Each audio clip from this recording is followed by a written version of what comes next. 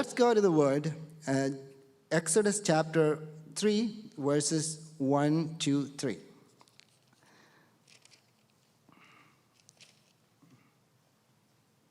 I'll read it from NASB. That's the version I normally carry.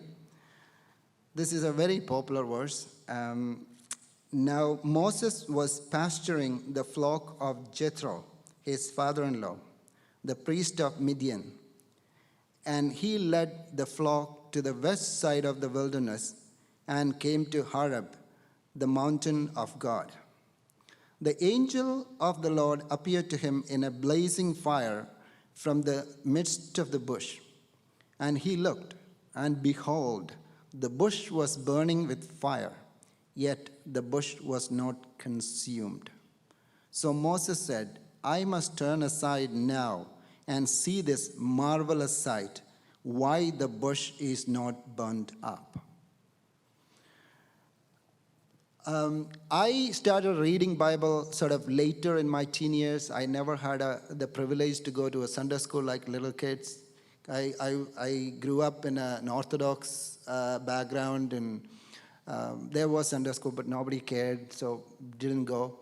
But later part of my teen years, when I started going to college, university, and that's when I started reading the Bible. And that's the time you ask a lot of why questions and how questions and try to, it's not just, faith is not just enough. You need to rationally understand why is, the Bible saying so, even if it is truth, right?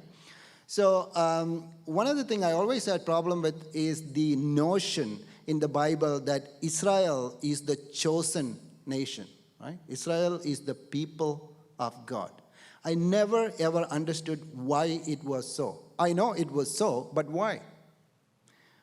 I have two daughters, Hannah and Emma, and I like them both equally. They never get it. They always say, am I the favorite one? Am I the favorite one? But as parents, some of you are parents, and it's very difficult. I mean, I like one on a particular area and the other on another area, but I can't think about having a favorite child.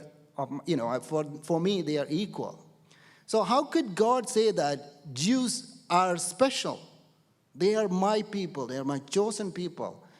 And I frankly thought God was a racist. I didn't really make any sense to me. Believe me, I have no problem with Jewish people. I really like Jewish people. And even though I was born and raised in India, I was born and raised in the city of Cochin. Cochin, as some of you know, has a Jewish settlement. So the biggest attraction in Cochin is a Jewish synagogue.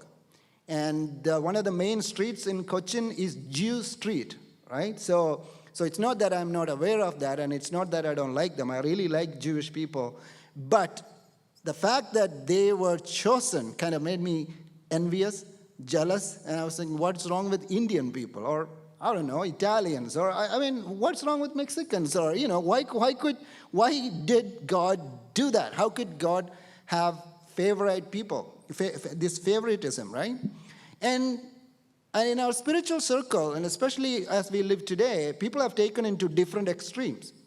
On one extreme, we have televangelists, and they're preaching God is using Israel, and so whatever Israel as a nation does in Palestine or their political decision, whatever that be, is from God.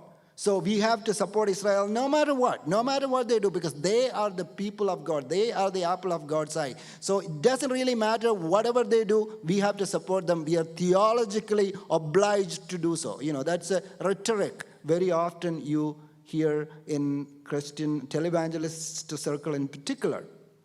There are certain merit to it. I'm not saying it is not so. Now, on the other side, it's even worse. If you really study history, there is no other nation in the world which has been persecuted so much just for being themselves. You know how many Jews were, had gone through the Holocaust, and then they didn't do anything wrong. They just were themselves. Just for being Jews, they were persecuted, and just for being the people of God in a way, right? And the whole term we hear about anti-Semitism, anti-Semitism. There is a word in the vocabulary for hatred of Jews. There are a lot of people who hate Indian people. I'm sure there could be a lot of people who hate Indian people. Sometimes Indian people even hate Indian people. But there's no word for it, some anti-Indianism or something like that. But there's a word in English vocabulary, anti-Semitism, just to express the hatred towards the Jews. So this is the two extreme ends we see when we look at Jews today. On one side, they can do whatever they want. On the other side, whatever they do, they are going to be blamed for that, right? So anyway, how could we make sense of the fact that God could choose a particular nation and make his favorite? So I don't know if I ever told you this story, I can't remember, but the thing became sort of clear to me.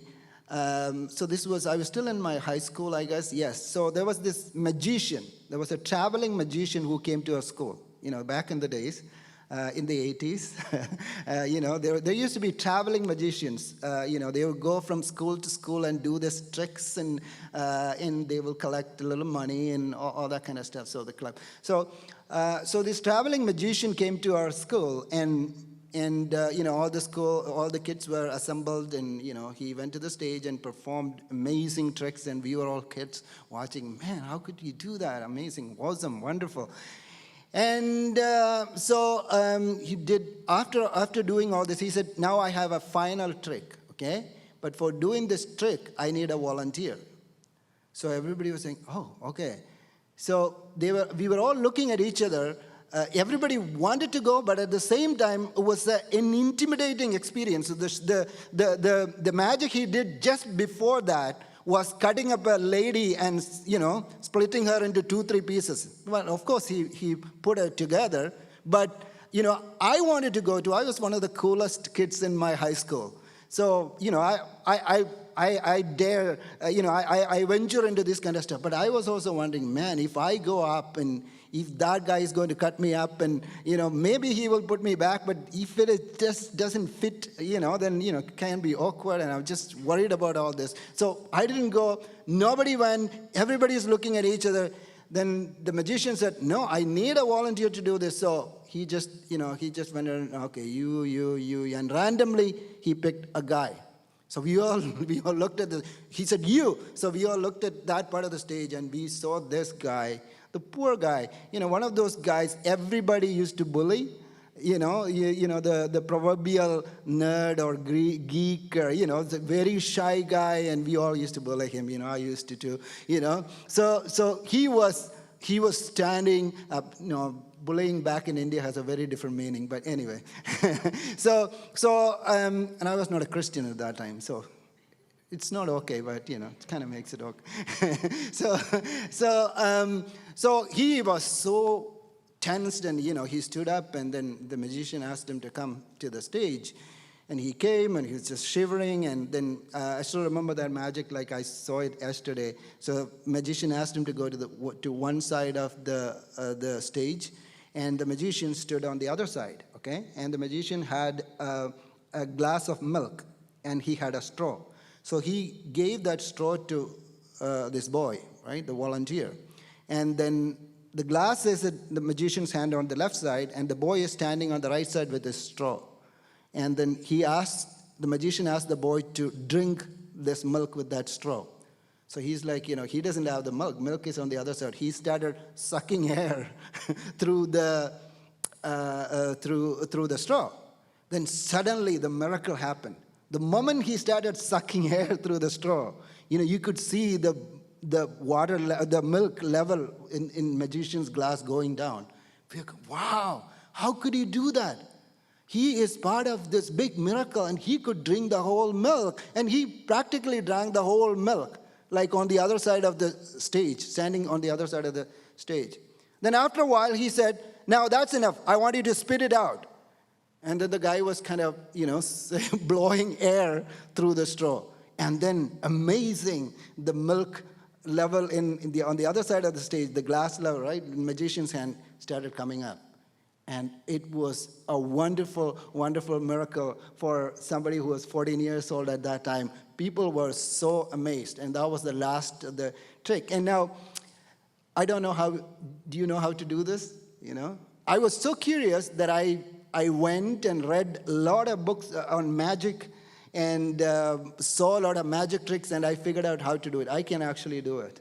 If I have the right equipment. Anyway, I'm not here to do magic, but I know how the trick is done. Anyway, but at that time, I didn't really know, right?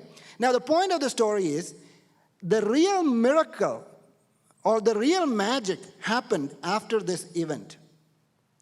The milk, drinking milk and making dead chicken fly, these are all totally different things. But then the magic happened the next day. So this guy who is supposed to be like a nerd and nobody in the school suddenly started getting a lot of attention. So everybody is looking at him saying that, oh, look at him. He is the guy who drank milk, from the other side of the stage just using an empty straw. Wonderful. He is the real magic guy. So everybody was after him. Everybody wanted to get his autograph. All the girls were after him. We were so envious, so jealous.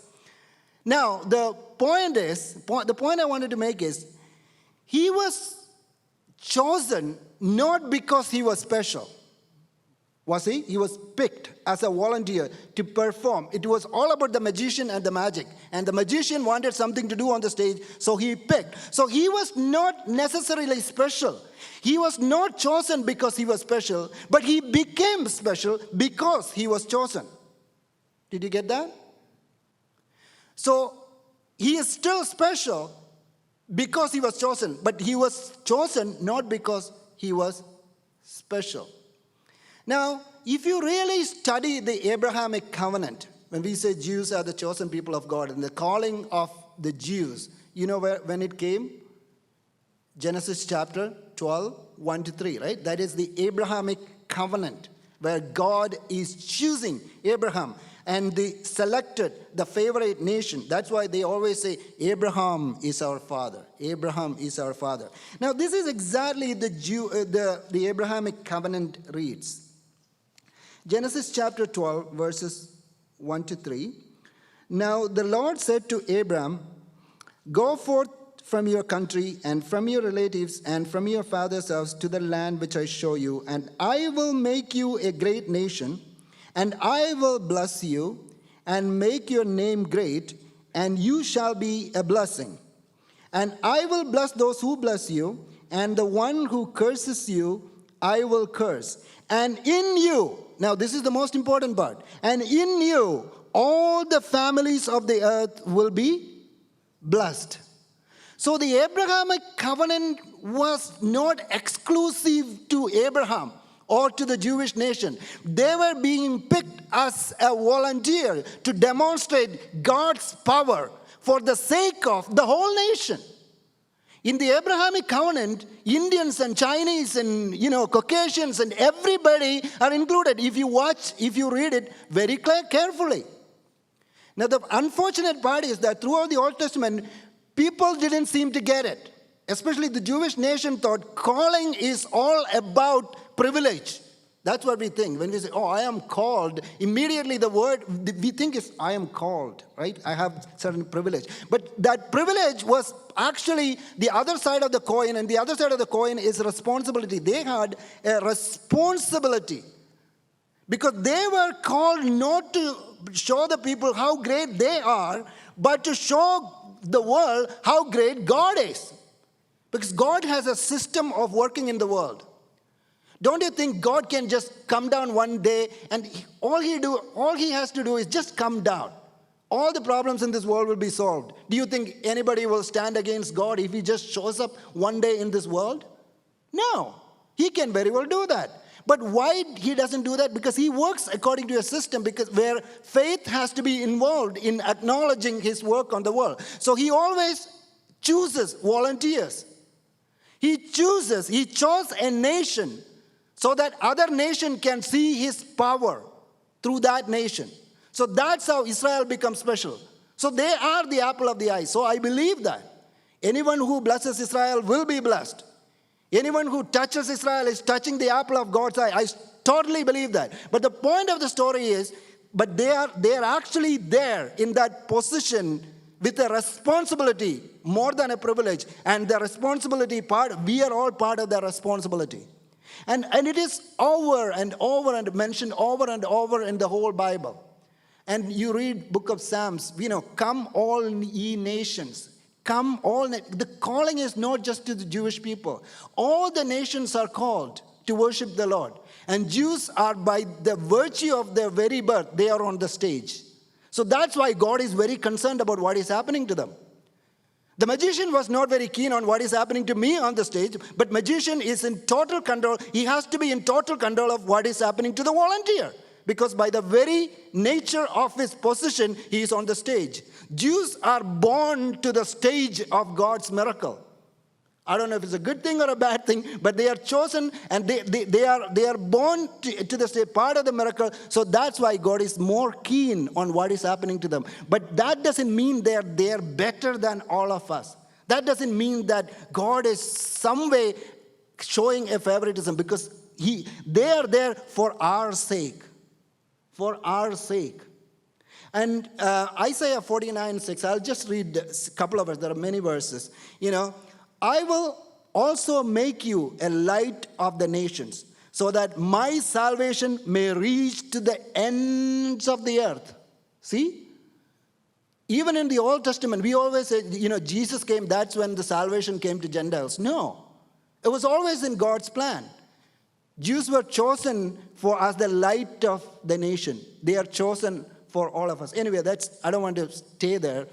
The point is, so Jews are called to the stage to volunteer to show God's power to the world, right? Now, at that stage, when we read Genesis chapter 3, Jews are nowhere near or not in a position to show God's power, because they have been slaves in Egypt for almost 400 years. They have lost every hope. They have lost all hope in God. And they don't even, they say their prayer, but they don't really think any salvation is going to come at that stage. So, though Israel is chosen to show God's power to the world, at that point, somebody has to show God's power to Israel. Okay? Now, you have to follow that logical progression very clearly. So, God uses a man to show God's power to Israel. So, I'll say that again. God chooses Israel to show his power to the world, and then God chooses Moses to show his power to Israel. They need it. They badly need to see God's power. So here is Moses. Imagine Moses coming here. Like we are actually, the way I understand is that, we have our senior pastor, Pastor Wilson Abraham, and our other pastor had to have a transfer recently to San Diego. So we are actually kind of looking for a pastor. So imagine we are interviewing a pastor, right? We are interviewing for a pastor. It will be a nice time for us to have a pastor. So we're interviewing for a pastor. And imagine Moses comes for interview, and Wilson Uncle is going to ask him. So, okay, Wilson Uncle looks at his resume, or Georgie, whoever is in the board, looks at his resume and says, "What's your name?" So Moses is going to say, my name is Moses. That's what he's going to say. He was a stammerer, right? Interesting. What were you doing? For the last 40 years, I had no job. The first 40 years of my career, I had a very, I went to the best universities in the world and all that. But for the last 40 years, I was practically doing nothing. I was tending the sheep of my father-in-law. I have no leadership experience. I never did a Bible study. I never taught nothing. So God is choosing this guy as the pastor of the biggest church in the whole wide world. 600,000 plus people were under his leadership at that time in this big Exodus journey, right? You know the story. And God is choosing him because he is the perfect instrument, the nerd in my other story, to show God's power. If he chose a PhD from Fuller or, somebody with big credentials and resumes and, people say, oh, that's a great pastor. We are proud of our pastor. Great speaker, great singer. He can do this and that. But yeah, praise the Lord. We'll say that too. But still, the glory belongs to the man. But here is the stammerer with no worthy credentials. And God is choosing him to show his power to Israel. Now, Moses also needs to see God's power. Like I said, for the last 40 years, what he did in his life is tending his father-in-law's sheep. Now that, if you ask a man, is the worst possible place to be in, living in your father-in-law's basement for 40 years. We men are born with a certain ego. And the main thing is not to accept anything from your wife's family, in the sense, especially after marriage, it's considered something very difficult for us to swallow. So he really needed some kind of an ego boost. He was a completely broken man. He was not in a position to show anybody's power to anybody at that time. So to show his power to Moses, God chose a bush. Okay? Now you get the circle. To show God's power to the world, he chose Israel. To show God's power to Israel, he chose Moses. And to show God's power to Moses, he chose a bush. Okay? And what did he do after chose, so he thought, okay, I'm going to pick this bush to show my power to Moses. And the first thing he did after choosing this bush was setting it on fire. Setting it on fire. Now that's very different idea of being chosen, right? Again, like I said, when we say we are chosen people of God, we say it with pride. It's just like we are on the commander's seat. But the journey of a chosen one is a journey through fire. Journey of a chosen one is a journey through fire. I'll just give you a short quiz. I'll just say, fill in the blanks. I'm going to read a verse from the Bible, okay? And I'm going to give you a reference because they will put it right there, so then you won't get it. So it's a fill in the blank, and so this is a verse, okay? This is a Bible verse. You only have I chosen among all the families of the earth. Therefore, I will blank you. Can you try to fill in the blanks? I'll say that again. You only have I chosen among all the families of the earth. Therefore, I will blank you. Bless you. Very good. Any other? You want to try something else? Test you? Okay. Well, I'll let something slide because you're my favorite. I just chose you, so I'll just let something slide. I'll bless you. That makes sense. That's what I would have said. Well, anyway, I don't want to keep you guessing before Sajid is going to come with his numbers, 2 minutes, 1 minute, right? So, so this is what the verse say. Therefore, I will punish you. Yeah. Amos 3:2. So you only have I chosen among all the families of the earth. Therefore, I will punish you for all your iniquities. I am going to deal with you straight and clear. See, the point of the story, what I'm trying to convey is, when we are chosen by God, He takes us through an experience of fire. Because only then can we demonstrate or show God's power to the world.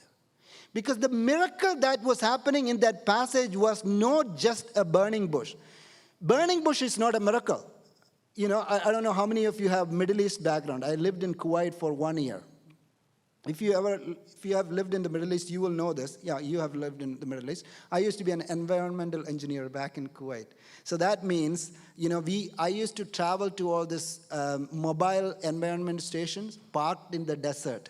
So I have to go like once in a week. I have to go and make site inspection and check the readings and, make corrections and all that. So you have to travel to this outer desert. People won't go. Like you're talking about the temperature in the 150 degree and all that, but just burn, just like that. So when you actually drive, I have not seen it with my eyes, but I've heard people saying that you will see a lot of burning bushes around you. Because the sunlight will be so focused and it will be so hot, and it will automatically set fire to bush or the other plants in that region. So seeing a burning bush is not necessarily a miracle in itself. But Moses must have seen so many burning bushes in his life, I'm sure. Because that's what he has been doing for 40 years, taking his father-in-law's sheep through all this desert, right? But if you read it closely, this is what verse 3 says. So Moses said, I must turn aside now and see this marvelous sight, why the bush is not burned up. So he is not going to see the marvelous sight of a burning bush. He is seeing the marvelous sight of the bush which is not consumed even though it is burning. Now that is the miracle. So we all have to go through certain experience of fire in our life. But if that fire is from God, the difference is that it is not going to consume us. It will rather strengthen us. Very often the fire we go through, or people around us go through, are the fire caused by ourselves. And that creates a lot of problem in our life. Suffering doesn't always produce perseverance or hope, like in the Bible. It's said in the Bible. It doesn't happen in everybody's case. Only when we understand that God is using our suffering as a reason to exhibit his power. And that is when we understand the privilege of the chosen one. And then we embrace that fire, knowing fully well that it is not going to consume us. So I want to encourage you with this word. That's all I wanted to say today. The bush is burning because God is using it to show his power to Moses. And Moses is burning. Moses is burning because God is using him to show his power to Israel. And Israel is burning even today because God is using Israel to show his power to the world. Now, do you think you are burning? Do you think you are burning? And I have good words for you. God is using you. That's what it means. If you are a child of God, if you are going through that experience, God is using you to show his power to the world. But always remember, when I was a little kid back in India, there was a goldsmith nearby. One of my friends was actually his dad, so I had access to that goldsmith. I always watched the precision work the goldsmith do. So, back in the days, there was no electronic or anything. So they had this, with one arm, they will blow air to the fire. So there will be fire burning all the time. And then he will deal with this very precision gold pieces to create wonderful masterpieces, work of art. And he's always putting it on fire, because only in the fire the gold will be refined. And only in fire God can be shaped. But the eye of the goldsmith is so focused. I've never seen such focus in people's life because it's very precise and it's so small, right? Gold piece. Even a small piece can cost thousands and thousands of dollars. So his eyes are so focused. Even though he's putting fire on this little gold piece, his eyes are so focused. He knows, okay, now I need to stop fire. Like now, this is the time to shape it, and this is the time to work it, and now I can stop the fire. Now I need some more fire. The point I'm trying to make is, even though we are walking through the valley of the shadow of death, even when the Lord is our shepherd, we still have to walk through the valley of the shadow of death. But the difference is that God is watching. Just like that goldsmith, he is watching over us and seeing how much we can handle, seeing how he can use us to show his power to the world. And the burning bush of the New Testament is Jesus Christ. Jesus Christ was the real burning bush of the New Testament. And he was the chosen one. He was the only Son of God. What did you think? He had such a privileged life. He had a Mercedes, Rolls Royce. That's what he had in this world. No, God brought him to the planet Earth and set him on fire, and his life was a life through fire. Even in his humanity, he had to be perfected through suffering. That's what the book of Hebrews says.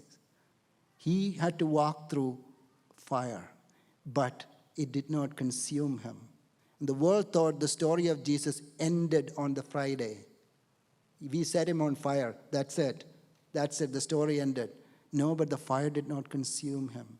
He was the burning bush of the New Testament. And that's the model Jesus has given us. So my encouragement to you, God has chosen you. You know what? There are only two kinds of people in the world. There are people who call God, people who always call, everybody call God. I believe even atheists call God, even though they don't say it out loud. All people call God, and then there is other kind of people who are called by God. And you are here because you are called. You are chosen. You are here by divine appointment. You just did not think, well, today I'll just go to ICA. That's what you think what happened today. But no, you are here by divine appointment. You are chosen. And you are special. You are a star. Because God has called you to be part of the magic He wants to do in this world. And it is both a privilege and a responsibility. And if you are burning, it is because God is using you to show His power to ICA. If ICA is burning, if you are walking through some difficult time, it is because God is using ICA to show His power to Los Angeles or the whole wide world. God bless you.